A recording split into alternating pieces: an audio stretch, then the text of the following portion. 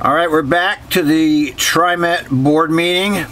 I think we're on part 5. I'm on 1 hour and 24 minutes timer of the board meeting, but we have a special commentator with us. It's TriMet icon Neil Berlin. Neil, you there? I am here. Can we hear you? Glad to be here on the right side of the dirt. Yes, sir. All right, can you turn up the volume a little bit there? Okay, there you are. Yeah. Can you check? All right. Testing. You there, Neil? I am here. All right. So let's get this board meeting on the start, and feel free to cut in wherever you want, and I'll cut in too. So we're still on the general manager's. Okay. Before we get going, what's your take on Kelsey, Neil? Oh my God!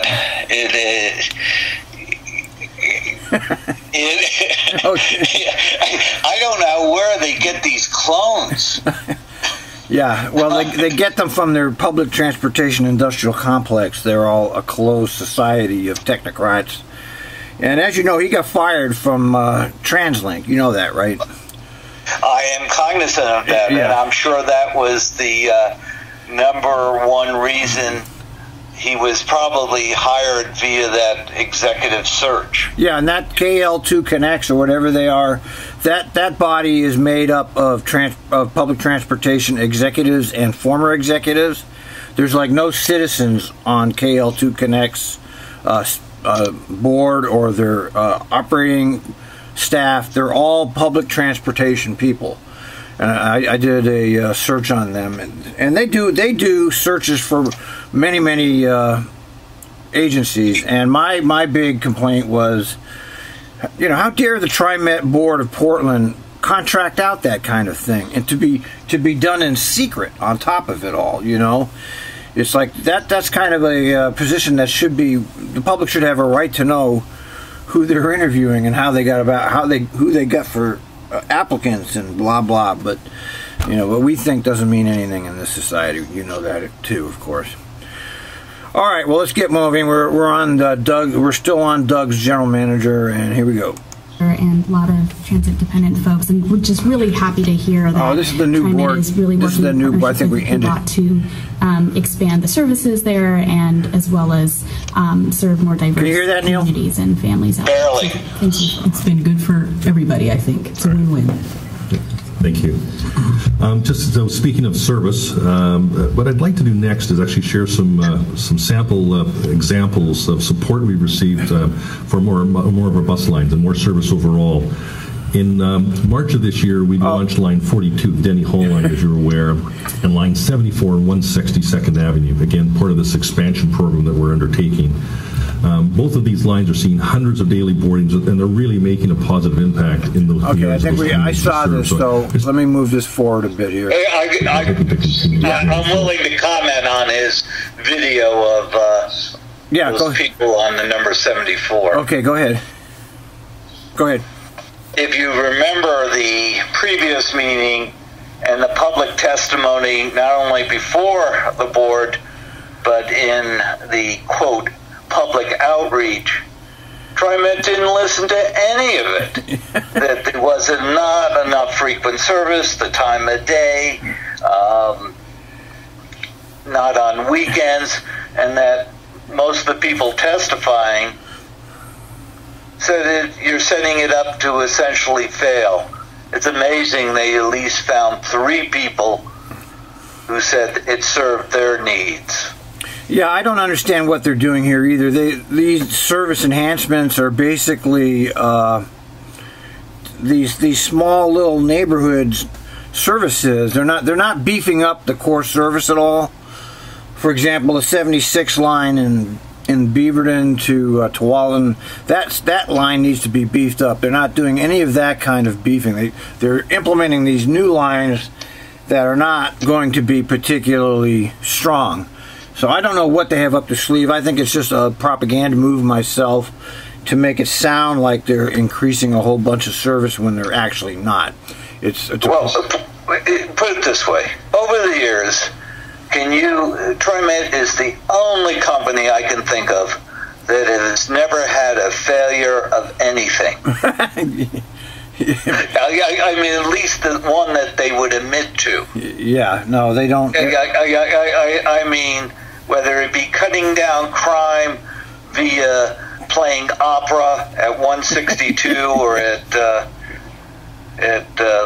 Lloyd Center platform. I remember that. I mean, do they still do that? Is that still going on? No, they stopped that. Well, but they did proclaim that it did work. I find that the only real true value of the way to evaluate it was to ask the Opera Association whether there was an increase of not only in attendance of the Portland Opera, but in membership. So that ended, huh? They never talked about it. I don't remember them ending that. I remember when it started. I used to pull in with my train, load up, and people would be heading for a rock concert. And I would get on the announcement and ask, do you guys really want to go, or I can sit here for a minute or two and here we can listen to the end of the aria. Good thing my door was locked. Okay, let's go ahead. Okay. Forward. Overall, we had over 100 people actually try this and gave some really positive feedback. So hopefully this gives you just another example of how... Oh, yeah, we saw that, too. That was his little open house, open house. Yeah, and I agree with you. Why aren't any of these meetings that are so illuminating to him never filmed so we can see what light bulb went off in his head? Yes, exactly. Yeah, you'd think they would be documenting this and letting the public see, but they don't do that. They don't even broadcast. They have, 300,000 followers on Facebook and something like 40,000 on Twitter. They don't even announce on their Facebook or Twitter that these board meetings are happening. They don't even announce that at all. They leave. These are all. Nobody really knows these are happening unless you know they're happening. Well, if you start figuring the number of management people and look at the numbers you just cited who follow, I question that most of those might be relatives. Yeah, relatives, friends, associates. Yeah, right. I think that's probably very, very true. I'm sure it's true because average Joe Schmo isn't going to care about. And that's exactly what they want. Right. Don't watch. Right. Don't come out. Right. That's what they want. And by the way, today in your next paycheck, if you lived in Oregon, they start taking out the money. Yeah, right. That was the tax grab. 3 billion, was it? 3 billion, 3.5 billion. Yeah, this first year it'll only be 197 because it's not a full year. Yeah. And this goes on forever. When does it?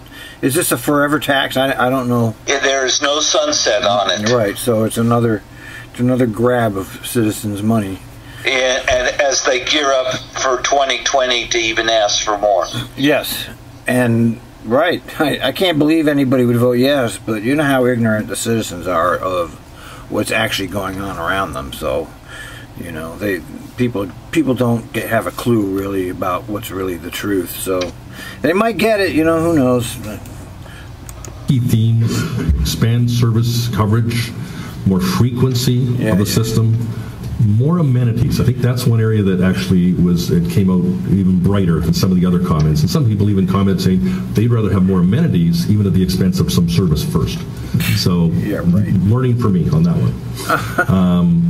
And so hopefully we'll embed many of these things in House Bill 2017's plans and our own expansion on top of House Bill 17 as we chart our way forward. It also included physical improvements at our transit centers, additional security staff. Wasn't necessarily policing, but there was a spectrum of viewpoints, to not have policing through to, yes, I want policing, but it was really around security and presence on the system, I think overall is the theme, as the board has actually heard before. The third component of the category is to establish an annual budget process. So the public participation for the overall budget, not just the House Bill 2017 public consultation portion, which we did this round, it will occur in the fall, and I've asked this occur on an annual basis going forward. So to be outreach, not just posting on our website, but actually posting on the website, but actually conducting public forums again is just a way of doing business. Yeah, it all sounds great, of course, and you know what you hear doesn't really mean anything if things don't happen. And you know, so far, go ahead. Yeah, you're great. We've had public testimony about the budget before under the previous administration, and what do you mean changes? It's already printed, you fools. Yeah, there's no nobody gets a say in the budgeting process here. This is all done in-house, behind closed doors. They make all the decisions. The technocracy runs this whole show, so this is all just nice words. Now to the changes I pledged under the heading of the TEAC, the Transit Equity Advisory Committee. So I've expanded the committee, as John... Yeah, the Transit Equity Advisory. What in the hell have they done that makes any difference at all? I can't think of anything. Can you? Oh, well, on their point of view, it's just wonderful. The more people we have on this committee, the more we'll guarantee that no one will agree with anything, and we can always say we listen to them, but we don't have to follow anything. They are an advisory committee. Right. Advisory committee made up of people that he's chosen from his group of people. And you got to be on the chosen list. Right. You got to be part of the fan club to get on there in the first place. Gardner referred to earlier by 9 organizations, and that new structure has already been in effect as of mid-May. We developed a work plan for TEAC. The draft plan was discussed at the June 21st meeting. On the outreach side, in terms of hiring an individual, we're actually hiring 3, not 1. So that process is actually unfolding. Yeah, see, there you go. More wasteful bureaucracy. They're hiring 3 new people for the staff, the Transit Equity Advisory, or whatever the hell. I mean, come on, man, Well, if you saw on one of my posts, they're considering, quote, buying this castle because they're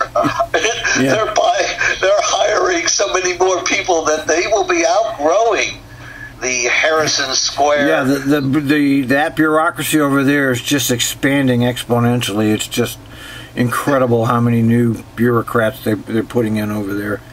And every bureaucrat they hire means less bus or train service, And TriMet has a shortage of drivers, both of trains and buses, and they have a shortage of equipment, but they have plenty of bureaucrats. Yep, that's what they do. Nicely now, and some of that work's already underway. I think there's more needed, and part of my own outreach was the listing that TriMet needs to be more engaged and invest in the communities in different ways, not just when TriMet needs something, but to be invested in the community even on broader topics than just one at a time. Yeah, how lovely. So I think that's progressed appropriately. Turning to the workforce, scheduled two work sessions with consultants charged with forming a management diversity workforce review. Yeah. Specifically, they contracted that out. Okay. Consultants to manage. Yeah, that sounds wonderful. Yeah. So why do you have managers if they can't figure out what to do? And you've got to have hire consultants. Yeah, so they can figure out what they can do. That's a very good point. The 2 consultants we brought in from the local region, Margaret Carter, and also from a well-regarded individual nationally in the transit we actually saw that. We're going over some of the ground we covered last time. Bev Scott, who was fired she resigned in disgrace from the MBTA, and he's bringing her in. It reminds me of McFarland taking him in. He was fired in disgrace up in Canada. Now he's taking Bev Scott. See how they protect their own, these people? not just a local perspective. So we've retained Dr. Bev Scott, who used to be my counterpart at MARTA in Atlanta and in Boston. So they will both be here. I wonder how much is paying them. Special board meeting September the 12th, where they will collectively present the findings. Oh, so we're probably the first transit agency to actually conduct a diversity workforce review that we're doing right now. So we'll both be here to share what we're doing well, what things we need to do. I can't wait to hear that. Want to consider for the future as an organization. Oh my God! Yeah, I don't know why they don't hire. Remember Steve Banta? Yeah, I do. Yes, of course. The man who was forced to resign and might be indicted on federal charges for for spending. He had luxury vacations and. First class hotel. If he's not in an orange jumpsuit, he might be available to come help. But I can tell you, in terms of the diversity of the workforce review, I think as you're well aware, my first two hires as the general manager here is the executive director of maintenance, Roland Hoskins, and who will also be joining us as my chief operating officer, Maurice Henderson, who's moving over. Yeah, Henderson. I was just researching him a minute ago. He's an empty suit.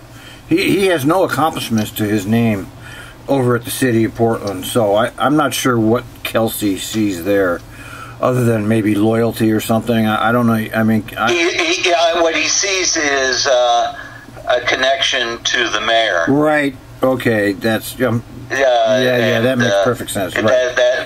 That's it. Yeah, you're right. This guy probably has the mayor's private phone number. I'm sure he does. Okay, that's now that you mention it, I think you're 100% right. That's exactly what he sees there. How come I didn't think of that, Neil?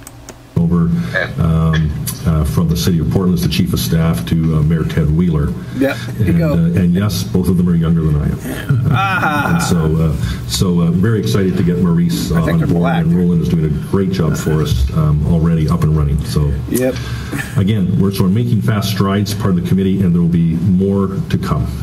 So we're also making some very fast strides in closing the management compensation gap here. Oh, God. The management comp. You know, these motherfuckers, man, they keep increasing their salaries. They keep talking about how they're underpaid over here. And it's the market. When they talk about the market, it means one thing. It means they're not making enough and operators are making too much. Of course, there's no market for public transportation executives except the executives in public transportation. There is no market. But they keep raising their salary. This guy's making $300,000 a year. He's the highest paid general manager in the history of TriMet. And by the way, there was a mass transit article about 8 years ago,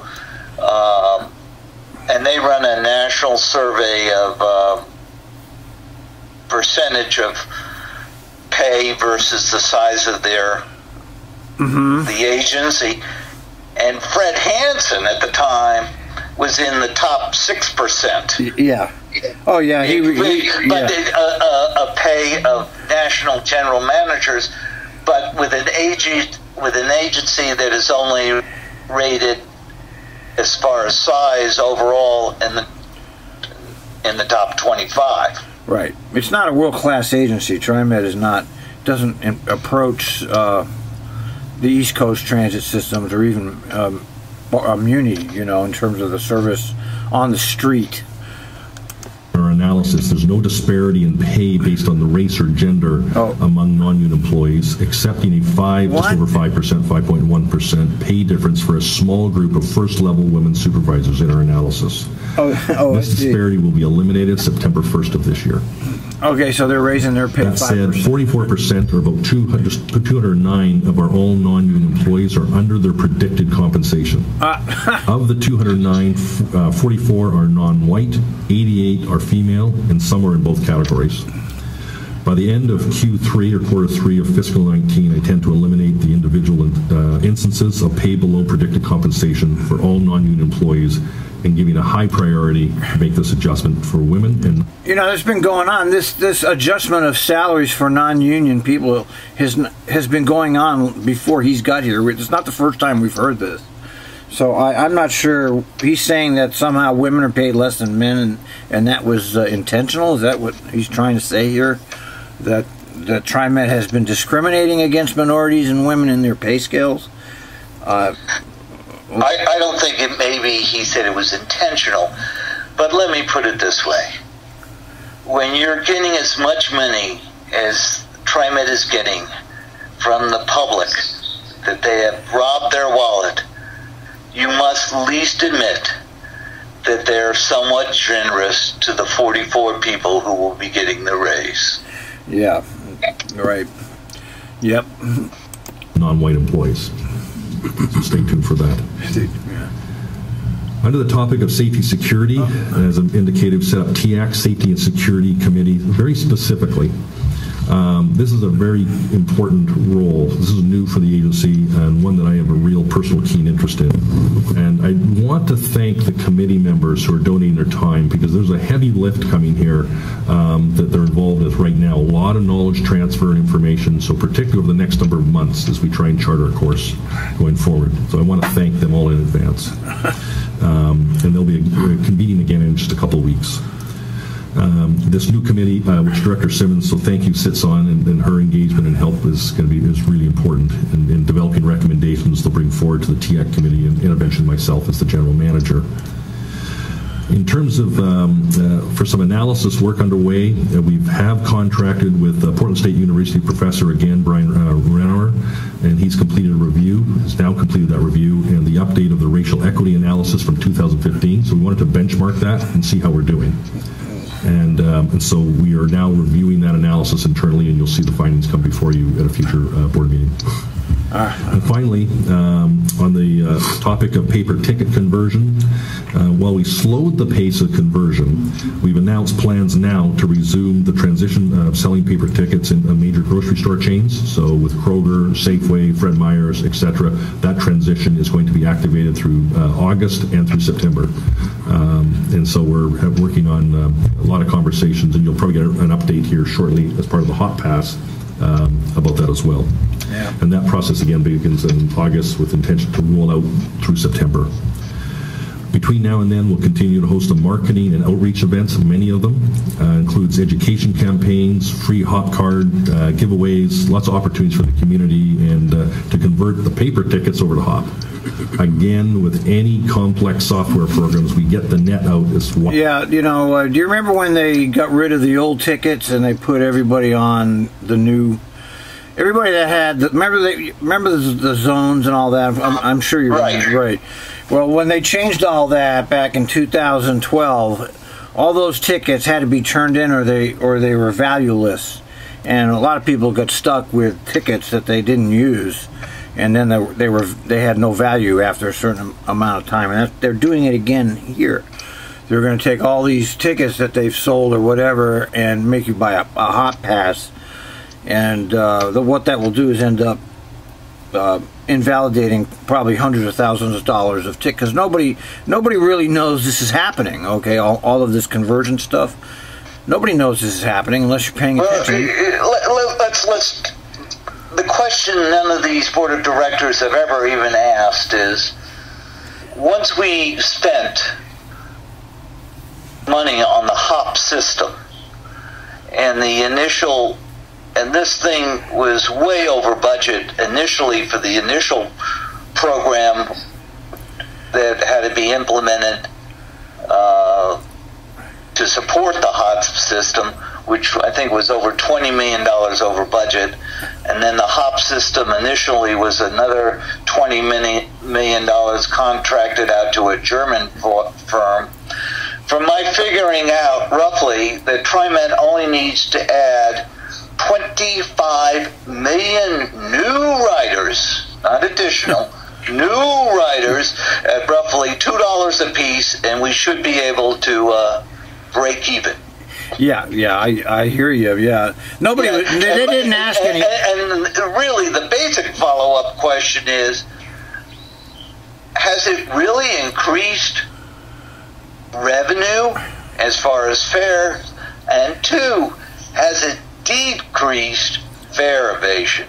And the answer to both those questions which will not be asked by this board or any board of directors of TriMet, the answer is no. But I am willing to take a contract consulting position and investigate it for them. Yeah, I'm sure they can't wait.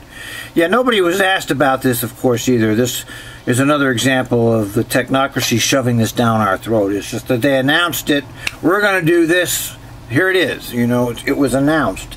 It wasn't discussed as a possibility and asking for feedback. It was announced as usual. This is what we're going to do. Just like the division, that's announced. There was no community engagement in putting that together. Just like Tigard Light Rail, there was no community engagement. These things are announced, and then they are attempted to manufacture consent from the public. But the public's not part of the process in which these things are born. You know, this is all coming out of the technocracy. Wide as we possibly can, but there will be inevitable exceptions that will pop up from time to time. We may not be able to communicate with or catch.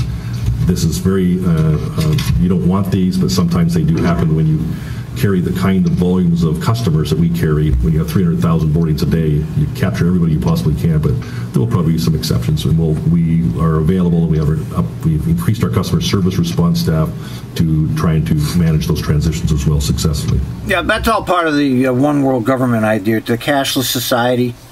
This is all the movement towards that. They're doing public transportation as a way to get this going, and that's what they want, is no cash fares. That's where they're heading. You know that, right? Right. That's all. It's all ability to track people, and you know it's part of the one world government idea. You know, that's why it's happening. It's got nothing to do with fares or anything else. It's got to do with an agenda that's beyond public transportation. I mean, once you have one of these cards, they're following you. Yeah, right. That's the whole point. That's the point. And nobody's going to tell you. You're not going to hear that anywhere. They're not going to tell you that. But that's the real reason they're doing this. It's got nothing to do with anything else. It's a government-sponsored thing. These things are decided at the federal level and then implemented on the local level. TriMet's not the only place that's doing this. In terms of employee town halls, I committed to, I pledged for 5 that I committed to you. In fact, we've held 11 and finished the final town hall. The last one was in mid-June, and it was going to be 12, but we combined the total police forces together to have one large police town hall. I thought it was terrific. There's a report in front of you on all those findings throughout all of them, and a couple key themes, but no particular order. I think better communication between the manager and supervisor and the mechanics on the shop floor. So part of that is I've actually asked my executive directors and managers to be holding regular sessions with their staff. I will participate from time to time as needed as part of normal practice, but it needs to be normal practice, not exception practice. So some of those are already underway now, and I think we've received some positive feedback. So what have they been doing? They haven't been meeting with their own workers? Apparently not. I mean, I never did. You know, the only time I ever heard from them, of course, I've been gone a long time. So, but you know, one thing. But I mean, so I'm a manager of maintenance, and I haven't been communicating with my workers. Yeah. I've just been issuing memos. Yeah, I guess so. I don't know how they handle it over there, but I remember that. You know, there was the only time you heard from anybody was when there was a problem when I was there. Yeah, the only time that I never, in my over 20 years, communicated with using the TriNet system. And I had more than one manager over my course saying, "Did you get my email?" And I said, "I probably did. I haven't read the last 18,000 of them." And which was true, because one of the IT guys actually got a hold of me. He said, "People like you are causing problems. We have to implement a system of, after so many, we got to get rid of it, because you're not opening up any of them." And so as I turned to my manager, I said, "So what do you want? Now that you know where to find me, do you have a piece of shoe leather do you need to shove up somewhere? Yeah, and I said, I see today is not the day that you're going to do it because you're wearing loafers, and that would be terrible for you because they'll come off easily as you try to get your foot out from you know where. But they talk to themselves. Yeah. And these town hall meetings that were conducted by McFarland, the only one who ever got to watch it were other managers. Yeah. Oh, I know. It's all fluff. It's. I mean, basically, people were working at 1 o'clock or 2 o'clock, whenever he had it. People were getting off work, or the next crew was going on. Who had time to sit around for an hour to watch him pontificate of what's going on? Yeah, exactly. Workforce diversity reflects ridership up to including the executive team, so you can start to see that changing in actual evidence. Operator safety is an important piece. That came up as well. Other topics like that it require capital investment as we upgrade the Powell garage. Feedback that says don't leave us as the employees when the system's not running to park our cars in the public environment because the system's not running, particularly females at night. It was a great conversation an employee had raised. That decision is now made. We're fencing the whole yard as we have for some of our others as well. So examples like that, washrooms that need to be upgraded, things of that nature, very helpful feedback on many fronts. Yeah, will it's a lot for you to absorb. Will anything be done about any of it? The pattern has been no, you know. Yeah, washrooms need to be upgraded. Let's see, we're going on, I think, year 3 that out in Cleveland that we're still in a a shed, you know. Really? Yeah, the shack. Yeah.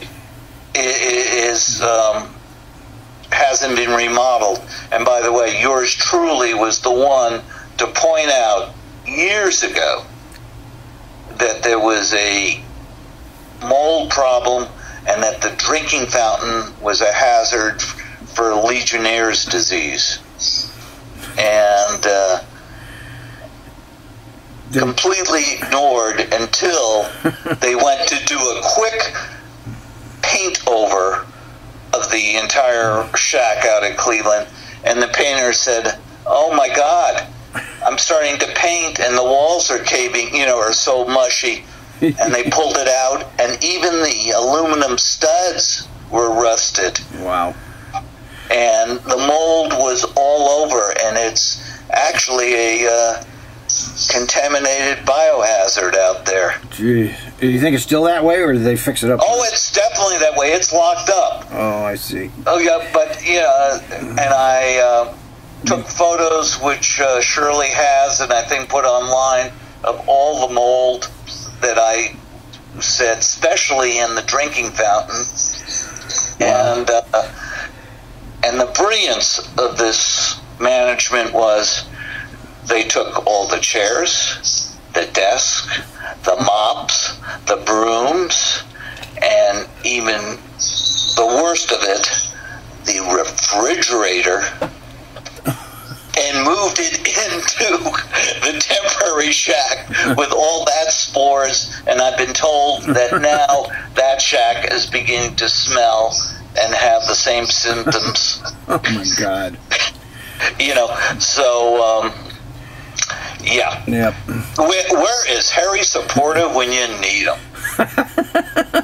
But if you have any questions, maybe I'll hit the pause button here now, and happy to try and respond to. I think that's good. If you have, all in all, what I will say is, so conducted 23 town halls over a 96-day period. Yeah, yippee for you. Yeah, I'll bet you we have some questions, comments from the board. See any? Oh shit. Thank you for this report, Doug.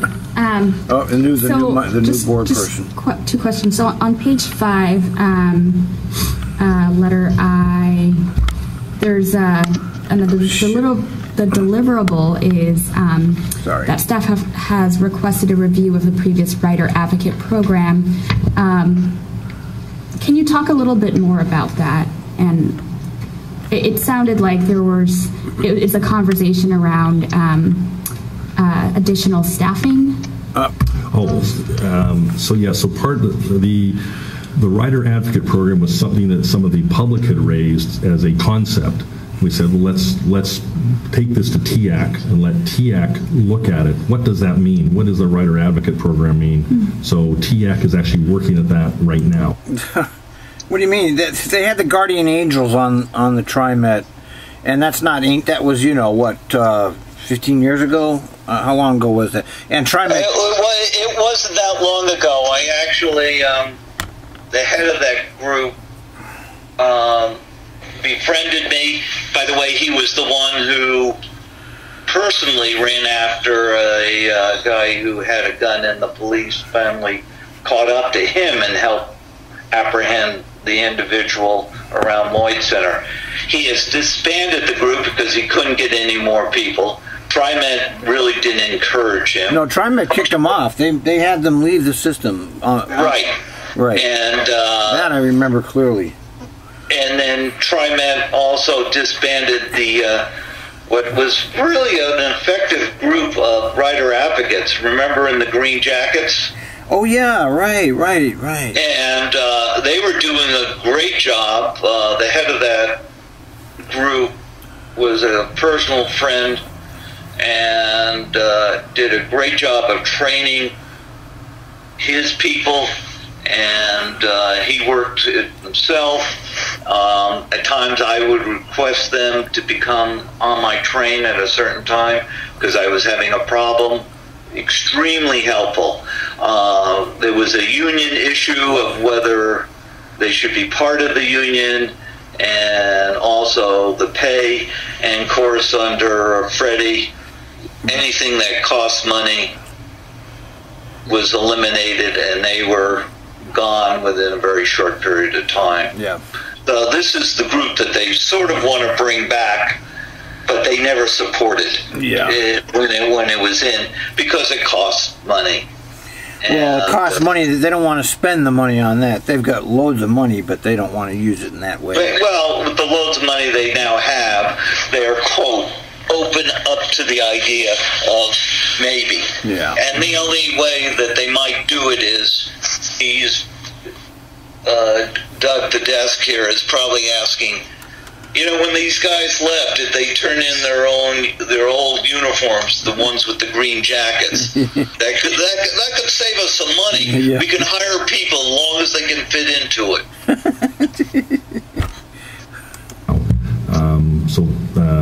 So part of this gets to what's the best way to deliver presence on the system. So those conversations are well underway right now. Okay, great. And then just a second follow-up question. Is this available to the community or the public, or is it just... in fact, I think it's already available to the public. I think my contract's already out there publicly. It is? Where is it? I think maybe you're suggesting the updates. Oh, the updates, sure. Oh, yeah, right. we can. Yeah, that's easily available. Okay. Absolutely. So folks can go online and they can access your report. Yeah. Okay. Absolutely. Yeah, they need to have all of this material available. And thank you. I had a quick follow-up question with regards to the opportunity to hear from the public. You've done a fantastic job in the first 100 days to reach out and connect with the community, and I commend you for that effort. And while I recognize how important that is to getting a pulse of our community, it's also important to have an outlet to continue to have a way to continue listening. So can you speak a little to how the community and agencies you've made connections with throughout these 100 days, how they may have opportunities to continue to either hear or share their thoughts with us?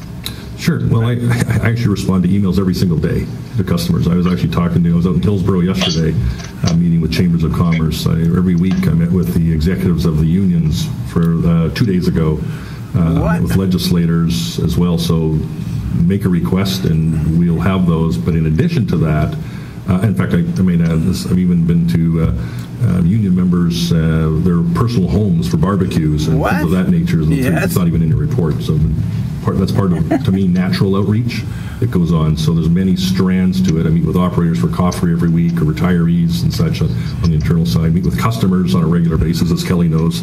She's always scheduled them for me. So if people want to meet, happy to meet, schedule permitting. But in addition to that, We also encourage our executive to get out and meet. It shouldn't be just myself. It should be all of us developing different connections in the community. And I also see us part of as HB 2017, probably going out doing I'll call it another round of connecting with the community on what does that start to look like? What does our budget process start to look like? So I suggest only a number of months away from starting another round of these types of things. So I personally refer to these as listening posts. And you need many of them, some formally, some not formally, and I think it helps calibrate. And we're meeting with folks, as some of the board members know, on somebody's proposing a boat service. So it needs to be just a continual way of doing business. And having lived my whole life in the customer-centric world, that's the only way you can live. All right, otherwise, let's cut it here. Wrap this up. Yeah, I'm listening. You can keep talking. I've already decided what we're going to do. Yeah. This is, I see this as your typical fluff. He's talking a lot, but he's really not saying anything. Yeah, he met with people. You can always meet with me. It's just your typical technocratic fluff. Now, neither of us are still there today to know what's going on inside there, but I do maintain contact with a few people that are there, and they're not particularly happy with the way things are going. And so he's presenting one picture, and I see a different picture. Now, I know everybody has a different experience, but I don't know. I don't know. What are you thinking here? It's just fluff, right? It's fluff. It's fluff. What is it? I mean, yeah. I'm waiting to hear from Shirley and the executive officers of what's really going on. Yeah, well, I wish they would. I wish they would. But nothing's going on. I mean, the SIP program, which is, for those who don't know, what is it? Service Improvement Process or some bullshit. Which is, it is essentially a short version of the Spanish Inquisition. By the way, on that topic, somebody told me today they're backing off that because they're losing employees over that. Okay, people are starting to get tired of being abused on those, and so they're backing off. That's what I heard. I just heard that today, as a matter of fact, from an active employee, and I don't know if I imagine they're not making that up, but I mean, yeah, that's the operators. I feel for them. First of all, a lot of them are not adequately trained as to what they're getting into, and second of all, they're squeezed between the public and the management. And the public is getting much more dangerous to work with as the culture declines, and you can see we're in full-blown decline as a society right now, and we've got the split society, and it's only going to get worse. So the operators are stuck out there dealing with that, and the management, I don't know, man. I can't really evaluate. On some levels, I think they're trying to be more helpful. For example, they did abandon, they had this policy that if the operator got sick on the road, you have to find your own way back to the garage. That's what they used to do. It wasn't that long. They did abandon that policy finally. And they didn't abandon it because they had a meeting on Monday, and they had Krispy Kreme donuts, and they felt a great sugar high of what we can do for our employees. They abandoned it because they were embarrassed. Yes. And shamed into it. Right, that's right. That's right. They weren't leading. They were hiding and trying to come out from underneath the covers. If they really wanted to do anything, and I fault the union on this, for years ago when they went from CSI to the SIP program,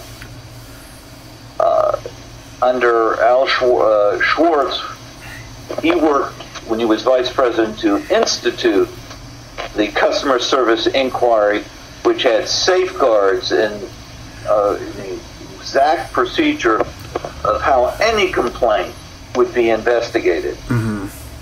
And TriMet just threw that aside because, my God, we actually have to look into it.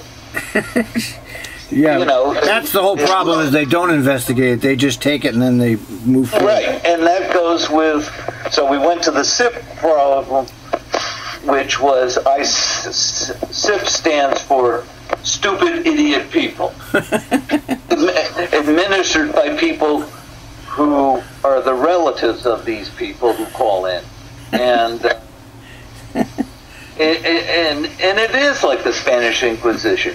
Anybody can call in, make any complaint, no matter how outrageous, and that operator is hauled in, and if he's got his wits about him, he makes sure his union rep is with him, and he is grilled, no matter how ludicrous it is. And some of them have been ludicrous.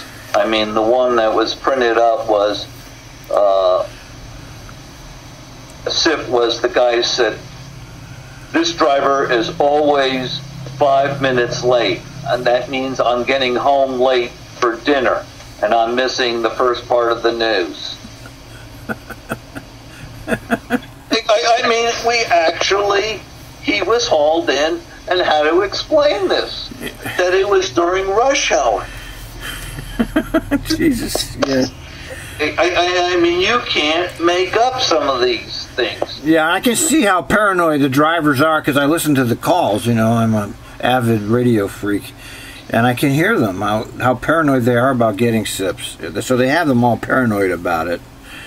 But according to the latest information I have, TriMet is finally starting to see the light, only because people are leaving as a result of it. You know, they get tired of being abused. Nobody can take abuse forever, you know, you just get tired of it. Well, yeah, and they're leaving because the employment picture in the state is, what, lowest? Yeah, there's more opportunities around than just TriMet. More opportunities, you know. You don't need to subject yourself to this abuse. All right, Neil, let's wrap this episode up. Thanks for joining me. It was a great pleasure. Okay, Neil, have a good night, and we're going to cut it right there. Okay.